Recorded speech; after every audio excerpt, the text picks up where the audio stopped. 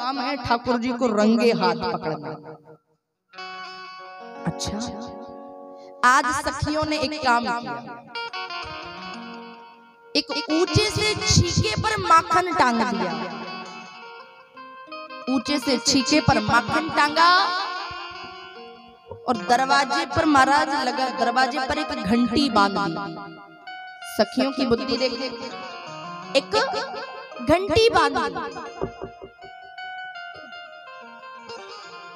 जैसे घंटी बांधी और विचार क्या किया, ठाकुर जी आएंगे, दरवाजा खोलेंगे, घंटी बजेगी, हम पकड़ लेंगे। और सारी सखियां छुप गई, अपने अपने कार्यों में लग गई।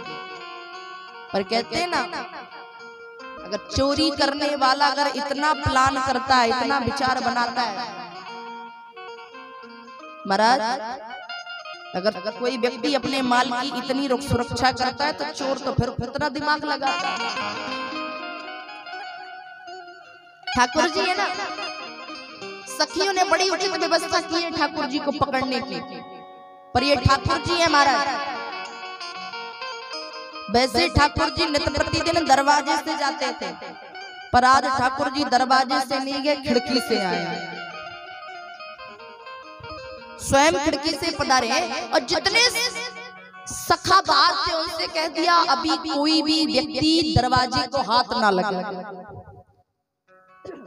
ठाकुर जी घंटी के सामने हाथ जोड़ते हैं, जो गरुड़ घंटी होती है ना, उसके सामने हाथ जोड़े, का देखो घंटी महारानी, अगर तुम आज नहीं बजोगी ना, अगर तुम आज नहीं बजोगी तो घंटी कलयुग के हर घर में बजवा दूंगा, तुम्हारी पूजा करवा दूंगा, बस आज मत बजना। घंटी बोली ठीक है, नहीं बजेंगे। ठाकुर जी ने सखाओं को इशारा कर दिया, दरवाजा खोलो, कोई डरने की बात ना है। सखाओं ने दरवाजा खोला, घंटी नहीं बजी। ग्वाल वालों ने माखन की मटकी को उतार लिया, घंटी नहीं बजी। ग्वाल वालों ने माखन खाया, घंटी नहीं बजी। बंदरों ने माखन खाया, घंटी नहीं बजी। बड़े दाऊ भैया ने माखन खा लिया, घंटी नहीं बजी। और जैसे ही ठाकुर जी ने केवल माखन को अपने मुख से स्पर्श कराया, घंटी बज गई। और जैसे ही घंटी बजी, वो सखी दौड़ करके आई और उसने एकदम भगवान कृष्ण को आके पकड़ लिया। और जैसे ही ठाकुर जी को पकड़ा और ठाकुर जी के जितने सखा थे सब भाग लिए। ठाकुर जी अपने सखाओं से कहते हैं, ओ लाला मैं रह गो, कोई बचा ले। सखा बोले, देख कन्हैया, हमारी और तेरी दोस्ती केवल माखन खाने में, पिटाई खाने में बिल्कुल नहीं है। और देख लाला, अगर आज बिना पिटे घर पहुंच गया, बिना मार खाए, तो कल फिर चोरी करेंगे। और लाला अगर अध्यक्ष जब पार्टी का पिट जाए, जिस पार्टी का राष्ट्रीय अध्यक्ष पिट जाए, तो उस पार्टी का कोई फिर सदस्य रहेगा? फिर लाला कल से अपनी हम ही त्याई रहेगा। सारे सखा भाग लिए, ठाकुर जी अकेले खड़े।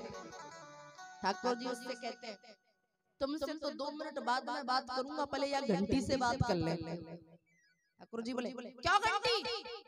मैंने क्या कहा था कि बजना मत, तू बजी क्यों? उस घंटी ने बड़ी विनम्रता से, कि सरकार अगर मैं आज नहीं बजती ना, तो दुनिया में मैं कभी बजने लायक नहीं रहती। क्यों? क्योंकि मेरा कार्य है कि जब भगवान को भोग लगता है तब मुझे बजाया जाता है। और ये तो मेरा सौभाग्य था कि आज भगवान को भोग लगाया नहीं जा रहा था, आज तो स्वयं भगवान भोग लगा रहे थे अपना। अगर मैं आज ना बचती तो कन्हैया फिर मेरे जीवन का कोई आधार, कोई तत्व ही नहीं रहेगा, इसलिए बची। वो सखी कहती है, अच्छा चलो मैया यशोदा के पास।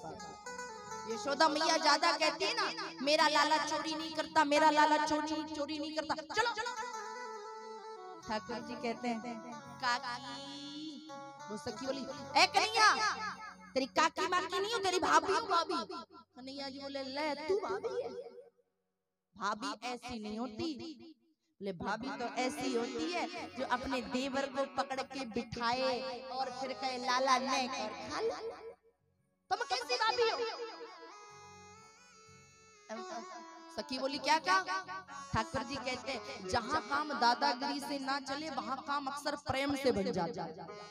तो ठाकुर जी प्रेम से बोले भाभी मैं तो एक का बताऊं, मैं चोरी थोड़ी कर रहा था, हमें तो लगता हरिश्चंद्र के बाद सीधे सत्यवादी यही है। भाभी चोरी नहीं कर रहा था।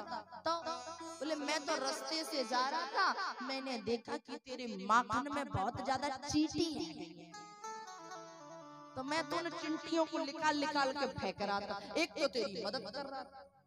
सखी बोली अच्छा अगर चिंटियां बीन रहे थे तो ये माखन मुंह पे कैसे लग गया?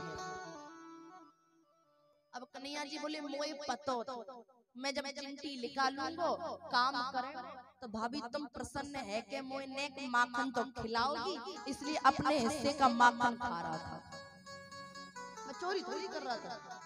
उस सखी ने एक ना सुनी, ठाकुर जी की बाएं पकड़ी महाराज और जबरदस्ती मैया यशोदा के पास लेके जा रही है, उल्हाना लेके।